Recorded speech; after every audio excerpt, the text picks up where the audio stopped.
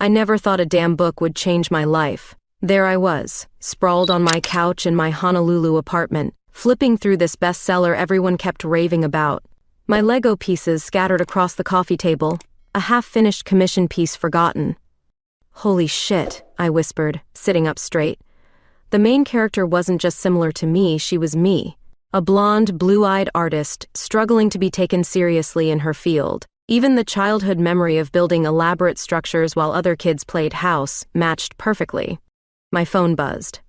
Another reminder about the university alumni event tonight. I almost declined, but something about this book had me feeling adventurous. Maybe it was time to step away from my Lego bricks and actually socialize.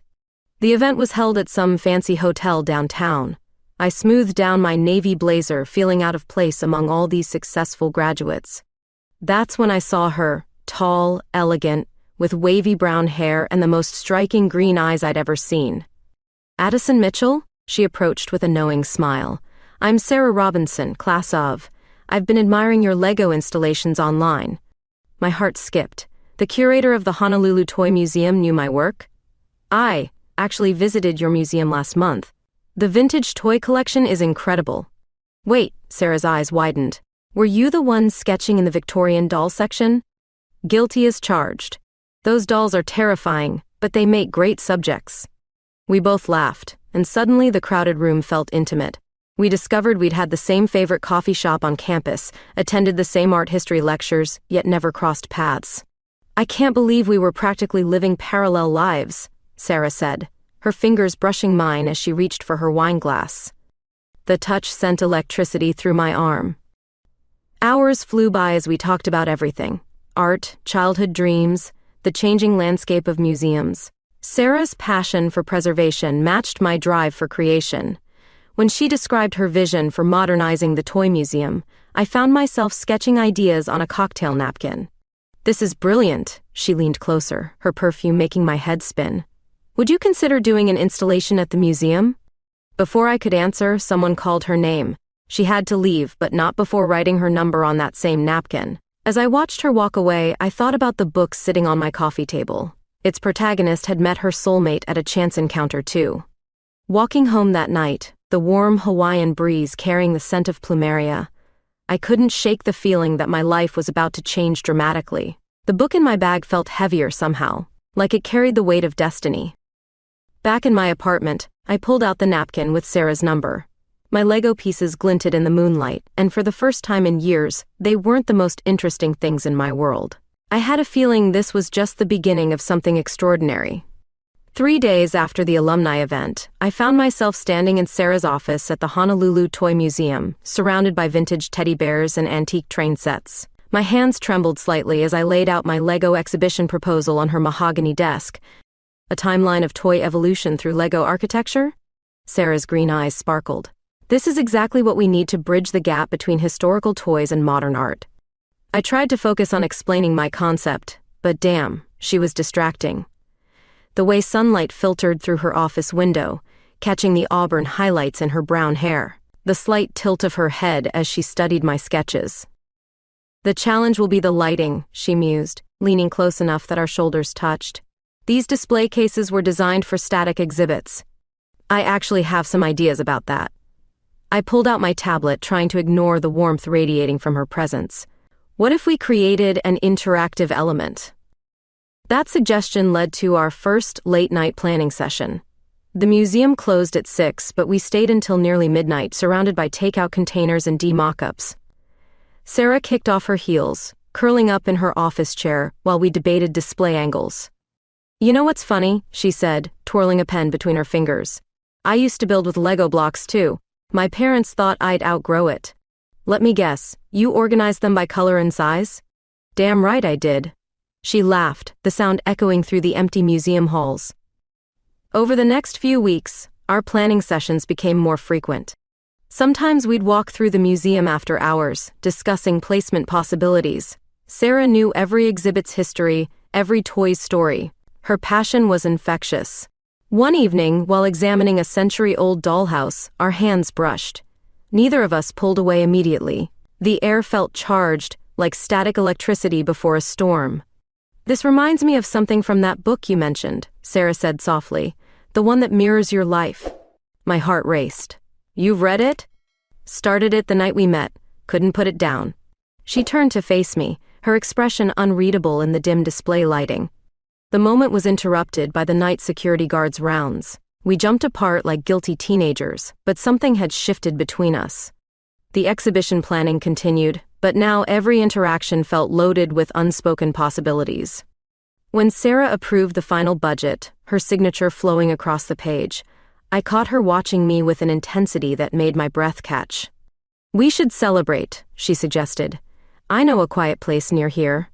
The quiet place turned out to be a hidden rooftop garden above the museum. Sarah had special access, of course. We sat among potted palms, sharing a bottle of wine as the sun set over Honolulu. To new beginnings, she toasted, our glasses clinking softly. Looking at her in the golden light, I realized this wasn't just about the exhibition anymore. The book on my nightstand had predicted this too, how professional collaboration could evolve into something deeper, more meaningful. As we packed up our planning materials that night, Sarah's hand lingered on mine while passing the exhibition folder. This is going to be something special, she said, and somehow I knew she wasn't just talking about the Lego display. Walking home under the stars, I couldn't help smiling. The exhibition would open in 3 months, but I had a feeling the real masterpiece was already taking shape between us. The book sat between us on Sarah's office couch, its pages dog-eared and marked with sticky notes. Outside, the Hawaiian sun had long since set, replaced by the rhythmic pounding of rain against the museum's windows. It's uncanny, Sarah said, touching a highlighted passage. The way she describes falling for someone through their passion for their work. Her green eyes met mine, making my heart race. I shifted closer, pretending to read over her shoulder. Which part specifically? This one. Her finger traced the lines. About how watching someone create art is like watching them bare their soul. Thunder crashed outside, making us both jump. The lights flickered ominously. Damn weather, I muttered, checking my phone. Looks like we're stuck here for a while. The streets are flooding. Sarah closed the book, setting it aside. I can think of worse places to be stranded. She smiled, and in the dim light she looked softer somehow, more vulnerable. We ended up giving ourselves a private tour of the toy collection, our footsteps echoing through the empty halls. Sarah shared stories about each piece that weren't on the placards, personal histories, secret restorations, amusing acquisition tales. And this one, she said, stopping at a Victorian music box, still plays perfectly. She wound it up and a delicate melody filled the air. Dance with me? The words left my mouth before I could stop them. Sarah's eyebrows rose, but she stepped closer, placing one hand on my waist. We swayed to the tinkling music, surrounded by centuries of childhood dreams and memories. You know, she whispered, I've read that book 3 times now. Looking for more parallels? Maybe. Her fingers tightened slightly on my hip. Or maybe I'm looking for spoilers about what happens next. The music box wound down, but we didn't stop moving. The rain created a new rhythm, a private symphony for just us two. Sarah's perfume mixed with the familiar museum smell of wood polish and history. What happens next in the book? I asked, my voice barely audible over the storm. Instead of answering, Sarah leaned forward. Her lips met mine, soft and tentative at first, then with growing confidence. The kiss tasted like coffee and possibility, while around us, centuries of toys stood witness to our moment. When we finally pulled apart, a flash of lightning illuminated her face. She looked as stunned as I felt, her lipstick slightly smudged, her eyes wide with wonder. That's not actually what happens next in the book, she admitted with a small laugh. I like our version better. I touched my lips, still feeling the ghost of her kiss. The storm raged on outside, but inside the museum, time seemed to stand still. We spent hours talking, sharing stories we'd never told anyone else. Sarah confessed her fears about coming out later in life, about the pressure of maintaining the museum's traditional image, while wanting to modernize it. I told her about my struggles in the Lego art world, about the dismissive comments and patronizing attitudes. She listened, really listened, her hand finding mine in the darkness. By the time the rain finally stopped, something fundamental had changed between us. The professional boundary we'd maintained had dissolved like sugar in hot coffee. Stay, Sarah said as I gathered my things to leave. Just stay a little longer. Outside, the first hints of dawn were breaking through the clouds. The museum would open in a few hours, reality would resume its normal pace. But for now, in this moment, we had created our own exhibit, a display of two hearts finding their way to each other among the treasures of the past. As I looked at Sarah, backlit by the emerging sun, I realized that sometimes the most valuable pieces in a museum aren't the ones in glass cases. Sometimes they're the moments that happen after hours, when the lights are low and the world outside fades away. The morning started like any other at the museum, until Sarah's office phone rang. Her face went pale as she listened, and I watched her knuckles turn white around the receiver. "That was Richard," she said after hanging up. Her ex-husband's name fell like a stone between us. "He's threatening to write to the board about our relationship." I set down the Lego prototype I'd been adjusting. Can he actually cause problems? This museum has some very conservative donors. Sarah paced her office, her heels clicking against the hardwood floor. "Richard knows them all. He helped secure half their donations." The irony wasn't lost on me. Her ex-husband, who'd spent years pretending to be the perfect spouse while having his own affairs, now playing moral guardian. The emergency board meeting was called for that afternoon. I sat in the back of the conference room, watching Sarah face down 12 stern-faced trustees. She stood tall, her green eyes fierce despite her trembling hands. "My personal life has no bearing on my ability to run this museum," she stated firmly. Richard sat among the board members, his smug smile making my blood boil. "The donors might disagree, especially with this unconventional exhibition you're planning." That's when I stood up. The words poured out before I could stop them. "The Lego exhibition is projected to increase youth attendance by 40%. We've already received coverage from 3 major art publications." "Ms. Mitchell," Richard sneered, "this doesn't concern you." "Actually, it does." I pulled out my tablet displaying the preliminary ticket sales. "Your museum is about to make history. Are you really willing to risk that because you're uncomfortable with who Sarah loves?" The room fell silent. Sarah's eyes met mine, filled with a mixture of gratitude and something deeper. One by one, the board members reviewed the numbers. "The exhibition stays," the board president finally announced, "and Ms. Robinson's personal life is her own business." Richard stormed out, leaving the scent of expensive cologne and defeat in his wake. The meeting dissolved into budget discussions, but I barely heard them. Sarah's hand had found mine under the table, squeezing tight. Later in my studio, Sarah helped me pack up the day's Lego prototypes. The setting sun painted everything in gold, including her tears. "I've spent so long hiding," she whispered, "being what everyone else wanted me to be." I pulled her close, breathing in her familiar scent. "You don't have to hide anymore." Her kiss was different this time. Urgent, needy. My back hit the wall as her hands tangled in my hair. Lego pieces scattered across the floor, forgotten. "I want you," she breathed against my neck. "All of you." The studio became our sanctuary that evening. Between passionate kisses and tender touches, we mapped each other's bodies like new territories waiting to be discovered. Every sigh, every whispered word, felt like building something beautiful together. Afterward, lying on the studio couch, Sarah traced patterns on my skin. "You know what's funny? In college, I used to walk past the art building every day, wondering what it would be like to be brave enough to follow my heart. And now?" She smiled, kissing my shoulder. "Now I know. It feels like this." Outside, Honolulu's lights twinkled like stars fallen to earth. The museum board meeting felt distant, Richard's threats insignificant compared to the weight of Sarah's head on my chest. "We should get back to work," she murmured, not moving an inch. 5 more minutes, I replied, pulling her closer. The Lego pieces, still scattered across the floor, caught the last rays of sunlight, creating tiny rainbows on the walls. Sometimes I realized the most beautiful structures aren't the ones we plan, they're the ones that build themselves when we're brave enough to let them. Sarah fell asleep in my arms, her breathing soft and steady. Tomorrow would bring new challenges, but for now, we had this moment, this perfect, quiet piece of forever. The moon cast long shadows through my studio windows as I sat surrounded by Lego pieces, trying to capture an idea that kept slipping away. Sarah watched from my worn leather armchair, her legs tucked beneath her. Tell me about the first time someone dismissed your art, she said softly. I picked up a blue brick, turning it over in my hands. Art school junior year. My professor called it cute hobby work, said I'd never be taken seriously using toys as a medium. Damn them.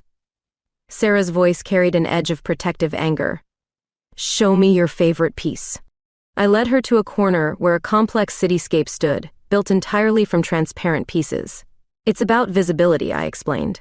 How we can be seen and unseen at the same time. She touched the structure gently, understanding flooding her features. Like living in plain sight but never being truly seen. Your turn, I said, settling beside her. Tell me about your marriage. Sarah's fingers intertwined with mine. 8 years of perfect appearances, charity galas, museum openings, playing the devoted wife while dying inside. What made you finally leave? Found him with his secretary. Classic, right? She laughed without humor. But it wasn't the betrayal that hurt most. It was realizing I'd been betraying myself all along. The night deepened around us as we shared our histories. Sarah described her journey of self-discovery, the terrifying freedom of finally admitting who she was. The headlines caught us off guard. Museum's controversial exhibition sparks debate, screamed the local paper. Below it, a photo of Sarah and me at a planning meeting, our hands suspiciously close on the display mock-up. Well, that's subtle, I muttered, tossing the paper onto Sarah's desk. The museum's phone lines had been ringing non-stop all morning. You should see my email, Sarah sighed, rubbing her temples. Half the city seems to have an opinion about our exhibition. And about us. The Lego installation was nearly complete, transforming the museum's West Wing into a journey through toy history. But Victoria Blackwood, the rival curator from the Modern Art Museum, had launched a smear campaign questioning the artistic integrity of our project. She claims we're trivializing museum culture, Sarah read from her tablet. Says Lego has no place alongside historical artifacts. I was about to respond when we heard the crash. Running to the exhibition space, we found one of the main display cases toppled, Lego pieces scattered everywhere. Security footage later showed a maintenance worker who looked suspiciously like Victoria's assistant. 3 weeks of work destroyed, I whispered, kneeling among the broken pieces. Each brick had been carefully placed to tell a story, and now that story lay shattered. Sarah crouched beside me, her hand warm on my back. We'll rebuild it. Better than before. We worked through the night, ordering emergency supplies and redesigning the damaged section. Other museum staff volunteered to help, ordering takeout and playing music as we reconstructed the display. Look at this, Sarah said around midnight, showing me her phone. Social media was exploding with support. Local artists, children, and even some prominent critics were defending our exhibition. Sometimes destruction leads to something beautiful, I mused, clicking a final piece into place. The rebuilt section ended up incorporating elements of the damage itself, creating a narrative about resilience and transformation. When Victoria showed up the next day with a camera crew, expecting to document our failure, she found us calmly installing the finishing touches. This isn't over, she hissed before storming out. No, Sarah called after her. It's just beginning. That evening, exhausted but triumphant, we sat on the museum's rooftop garden. The controversy had actually increased ticket pre-sales, and several major art blogs were planning features. I've been thinking, Sarah said, watching the sunset paint Honolulu in gold. Maybe Victoria did us a favor. This exhibition isn't just about toys anymore. It's about breaking boundaries, challenging expectations. I leaned against her shoulder, breathing in her familiar scent. Like us? Exactly like us. She turned to face me, her green eyes intense. I used to worry about what people would think, about maintaining the right image. But now I just want to build something real. With you. The city lights began twinkling below us as day faded into night. Tomorrow would bring new challenges, more criticism, perhaps even more sabotage attempts. But sitting there with Sarah, surrounded by the wreckage we'd transformed into art, I felt invincible. You know what the best part is? I said, playing with her fingers. Victoria's publicity stunt got us featured in every major art publication. The exhibition's going to be bigger than we planned. Sarah laughed, the sound carrying across the rooftop. Sometimes your enemies do your marketing for you. We stayed there until the stars came out, planning and dreaming. The controversy had forced us into the spotlight, but instead of burning us, it had made us stronger. Like the Lego pieces we'd rebuilt, each challenge just became another part of our story. "Ready to face tomorrow?" Sarah asked as we finally headed down. I squeezed her hand. "With you? Always." The museum halls echoed with our footsteps as we left, the rebuilt exhibition standing proud in the darkness. Sometimes, I realized, the most powerful art comes from the pieces others try to break. The email from my mother arrived on a sunny Tuesday morning. "We saw the article in the Honolulu Times," it began. My heart stopped as I read further. "Your father and I are coming to visit. We need to talk about your lifestyle choices." I was still staring at my phone when Sarah walked into the studio, carrying our usual morning coffee. One look at my face, and she set the cups down. "What's wrong?" "My conservative church every Sunday parents are flying in from Boston." I showed her the email. Apparently, they're not thrilled about their daughter dating the museum curator. Sarah's face paled slightly. The media attention around our exhibition had made hiding impossible, with local papers running stories about the innovative curator and her Lego artist partner. "When do they arrive?" "Tomorrow." I collapsed onto my work stool, Lego pieces scattering. I haven't seen them since last Christmas, when they were still trying to set me up with the neighbor's son. Sarah wrapped her arms around me from behind. "Want me to be conveniently busy?" "No." I turned to face her. "I'm done hiding. They need to meet the woman I love." The next day, my parents' arrival felt like a storm cloud over paradise.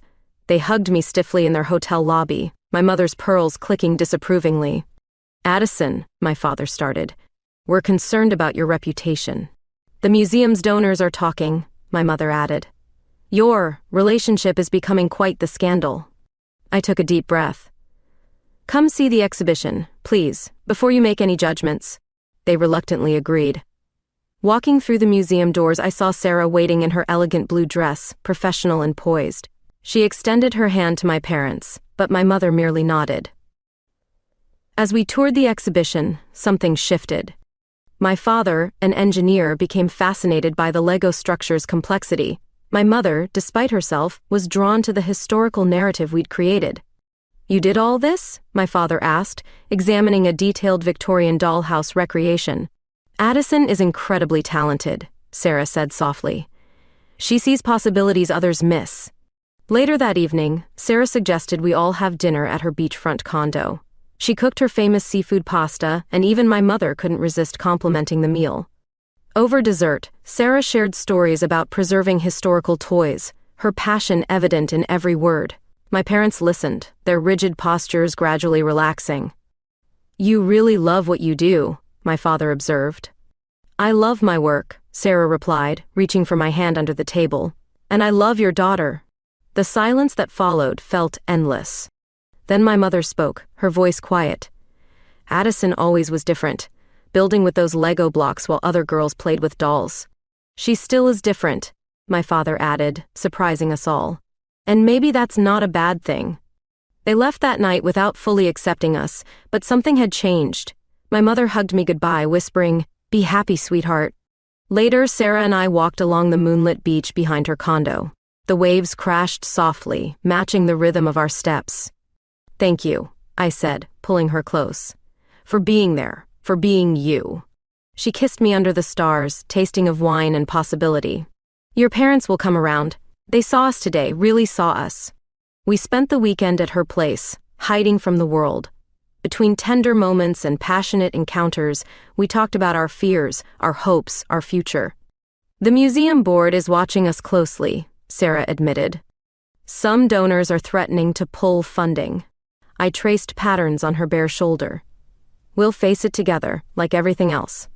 The Hawaiian moon cast silver light across her skin as she drifted off to sleep.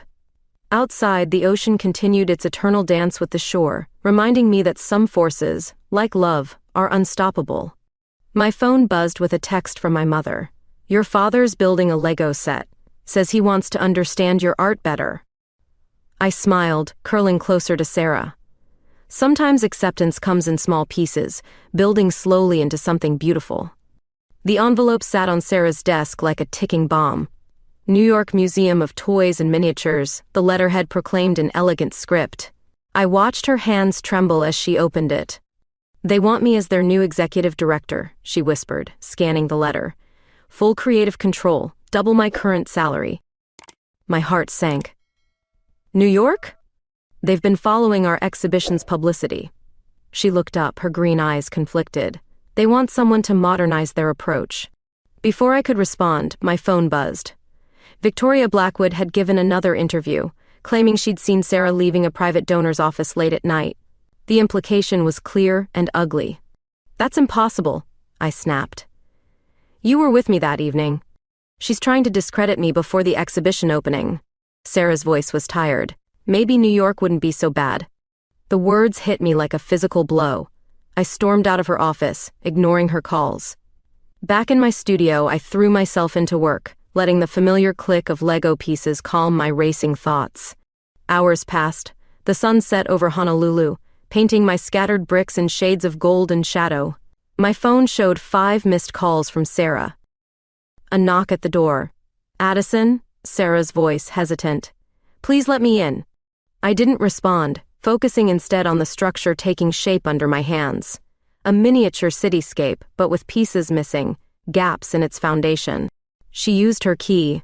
I heard her sharp intake of breath as she saw what I was building.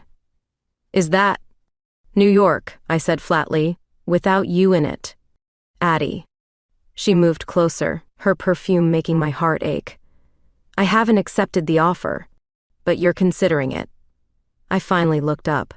"Running away because things got hard here." "I'm not running." She reached for my hand, but I pulled away. "I'm trying to protect what we've built." "By leaving?"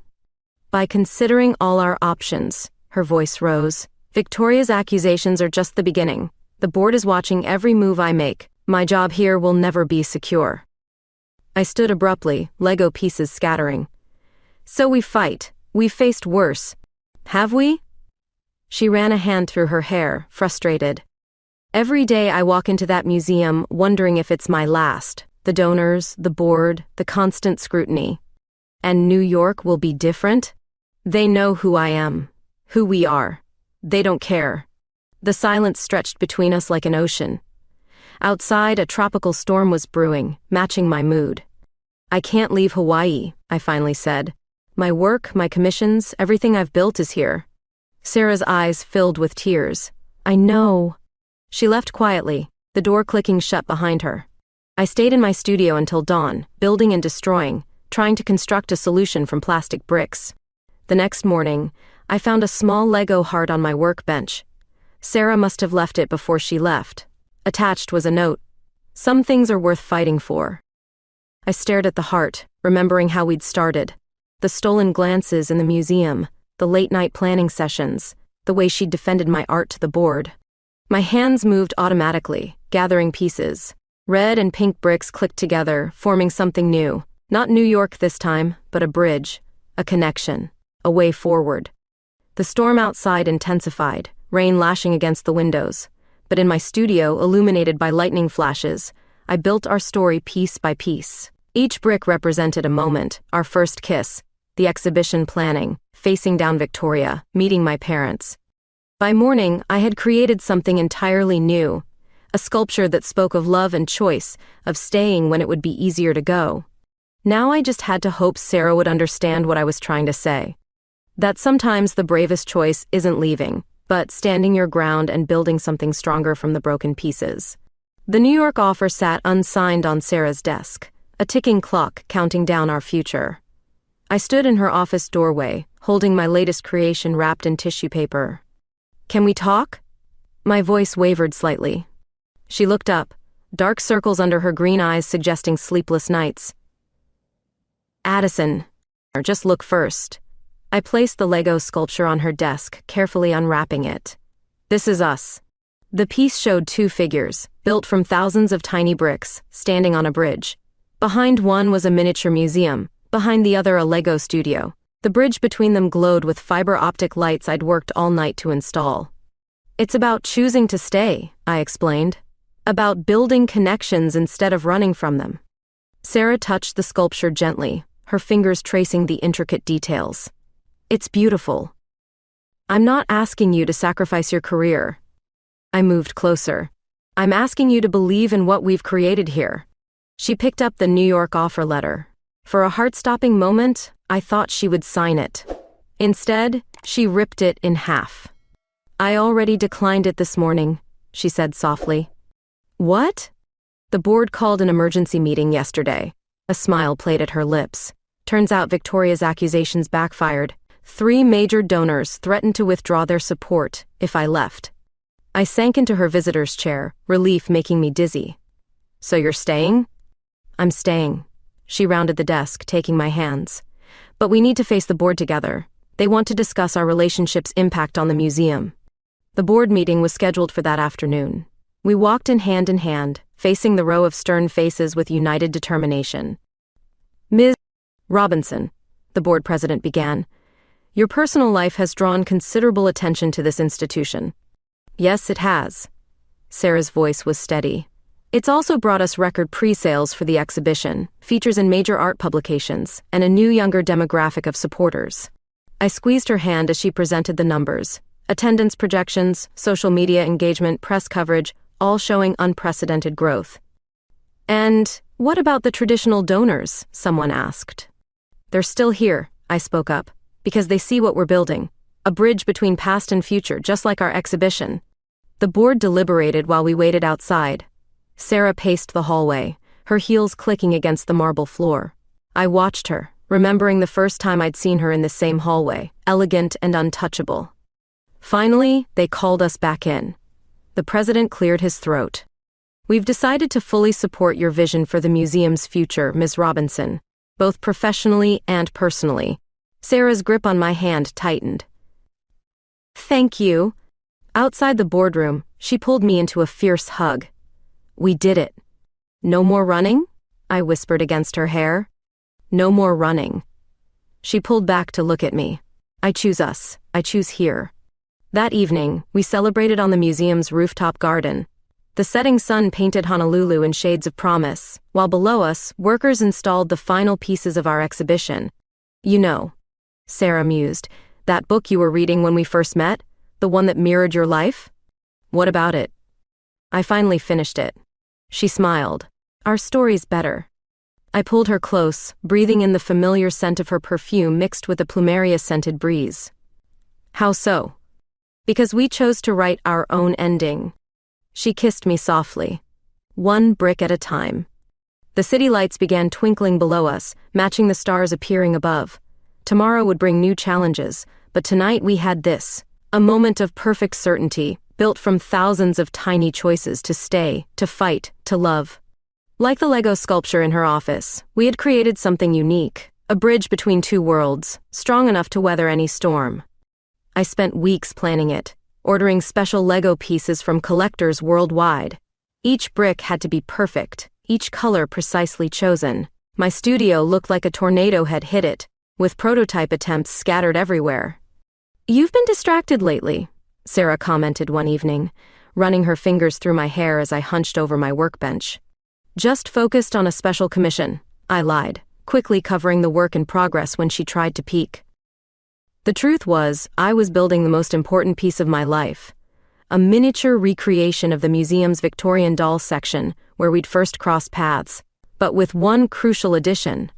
The Hawaiian summer was in full swing, making the museum a haven from the heat.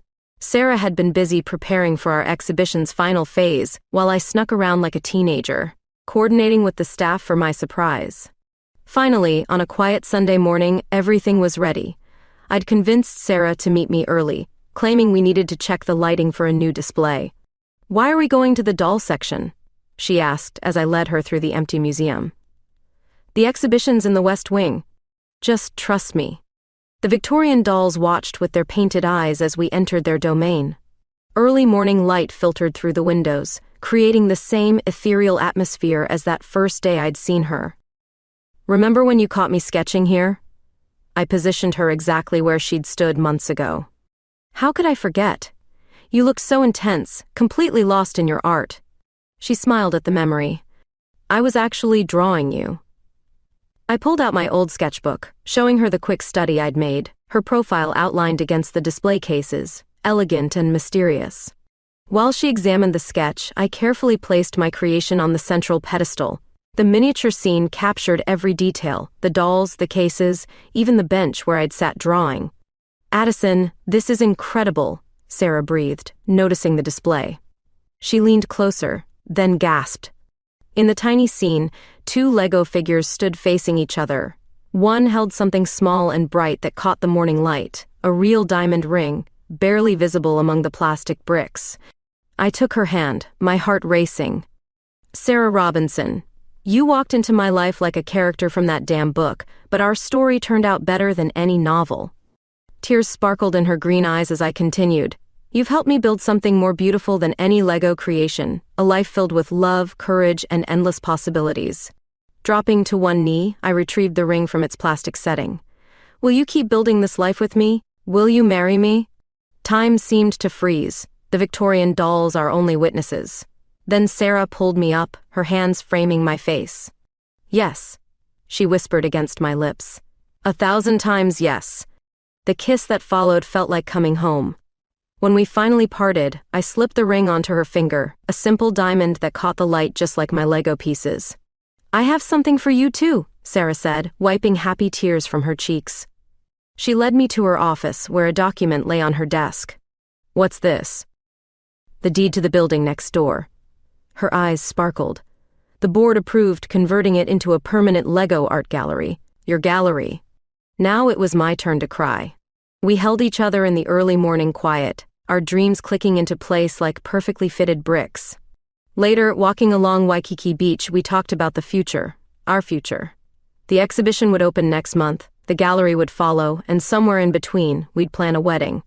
"What about here?" Sarah suggested, stopping at a secluded cove. "We could have the ceremony at sunset." I watched the waves crash against the shore, thinking how each one brought something new, just like every day with Sarah. "Perfect," I agreed, pulling her close. "But no Lego wedding cake." She laughed, the sound carrying across the water. "Deal. But I expect a Lego sculpture as my wedding gift." "Already designing it," I admitted, thinking of the plans hidden in my studio. The Hawaiian sun painted everything in gold, including the diamond on Sarah's finger. Sometimes the best creations aren't built from plastic bricks, but from moments like these. Promises made in the quiet morning light, dreams shared under the endless sky. Opening night arrived in a whirlwind of lights and champagne.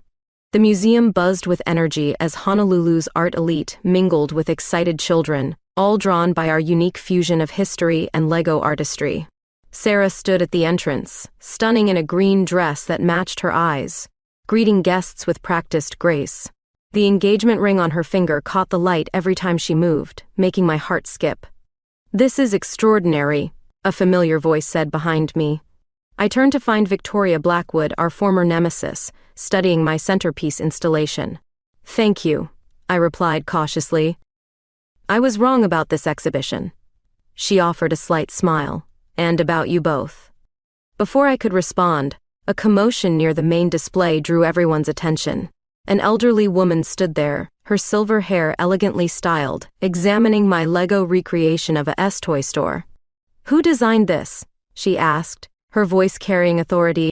Sarah appeared at my side. "My fiancé, Addison Mitchell." The woman turned, her eyes twinkling. "I thought so. The attention to detail matches the protagonist in my novel perfectly." My heart stopped. "Your novel?" "Professor Harrison?" Sarah gasped. Our old college professor smiled warmly. "Though I publish under a pen name, that book you both loved? I wrote it based on my observations of student life, particularly a certain talented young artist who spent hours building Lego structures in the campus coffee shop." I grabbed Sarah's hand, stunned. "You were watching me?" "And Sarah, always organizing the art history library with such precision." Professor Harrison chuckled. "I knew you'd find each other eventually. I just gave fate a little nudge with my story." "But the parallels," Sarah began, "were partly coincidence, partly my hope that you'd recognize yourselves." She touched the Lego display gently, though reality has far exceeded my imagination. The exhibition became a blur after that revelation. Critics raved, children played with interactive displays, and somewhere in between, Professor Harrison signed our worn copy of her book. "To my favorite characters," she wrote, "who wrote their own love story." Later that night, after the last guest left, Sarah and I wandered through our creation. Each display told a story, not just of toys through history, but of us. The Victorian dolls where we first met, the vintage train set where we shared our first kiss, the Lego cityscape where we faced our fears. "Did you ever imagine this?" Sarah asked, stopping at the proposal display, now a permanent part of the exhibition. "Not even in fiction," I replied, pulling her close. The Hawaiian moon cast silver light through the windows, making the Lego pieces shimmer like stars. Somewhere in the museum, a century-old music box began playing, the same melody we'd danced to that stormy night. "Dance with me?" Sarah whispered. We swayed among the displays, surrounded by the magic we'd built together. Tomorrow would bring new adventures, a wedding to plan, a gallery to open, more stories to tell. But tonight, in this moment, we had everything. A best-selling novel that brought us together, a professor who believed in love's power to transform, and an exhibition that proved sometimes the most beautiful art comes from following your heart. "You know what's funny?"